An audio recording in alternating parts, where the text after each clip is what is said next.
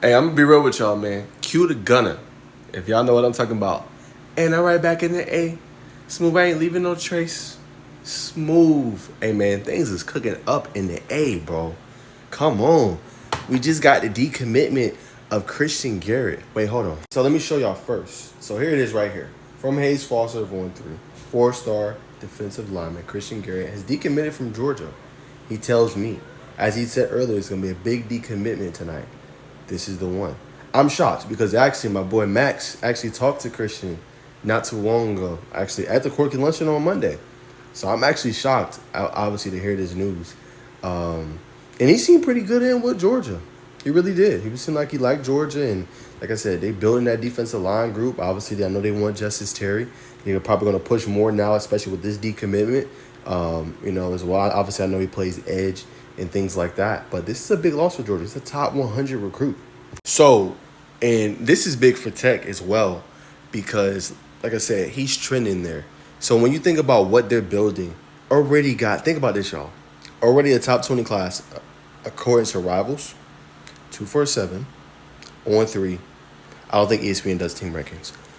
But already got that top 20 class. So when I break it down and I look at it, I'm kind of like, okay, so you are trending for this guy. And then you got the commitment of Petty tomorrow, which multiple analysts have said he's potentially going to go to Georgia Tech. So this is huge, bro, because then you get a 5-star, and then you got an edge that could potentially be a 5-star. So, and then the whole thing that we're not talking about is Georgia's a rivalry. Like, this is a rivalry game. It has not lived up to the standard that it was, early on or in the 90s and things like that. But it's still a big-time rivalry between those two. Now, Georgia's been winning a lot of them, but this is how you kind of sway it into one direction. So, like I said, Coach Key is doing his thing, man. That's why I think Georgia Tech's so slept on this year. And when you bring guys like this into your program, I'm sure an A student, goes to Prince Avenue, smart, intelligent, savant on the football field, and you bring guys like Petty, and I got to talk to young man. Y'all can go back and go watch that interview I had with him last week. Man, it's huge, bro. So they building something special, man. Things is cooking up. We need to get a chef's pot. You know what I'm saying? My bad. We need to get a chef's pot cooking up because they cooking with grease, bro. They cooking with grease. And it's an exciting time to be a Tech fan. I'm going to be honest. Some games are going to be crazy this year. And I'm telling y'all, man, if they build off that 7-win season they had last year, and if they're competitive, if they can find a way to find themselves in the ACC championship game, and they are, whatever it may be, and they competing at a high level, and they potentially got a chance to go to CFP, it's just up from there. And I've said it for years. I was saying it on my pod when I had back with Craig, and I was talking about Georgia Tech's a program on the rise. I just felt it. Sometimes you just kind of know. And that's without me being kind of an insider or, being able to be around the program. You could just feel the change in the guard when you watch them on TV, when you see them practice, whatever it may be. You just could feel the aura of the team changing. So Brent Key, Coach Santucci, Coach Faulkner, they all deserve credit for that, man. So if this is true and it ends up landing at Georgia Tech, a major get for this program. And they could very well find themselves a top 10 class. And that is how you flip it on its head. Now, obviously, kids can change their minds.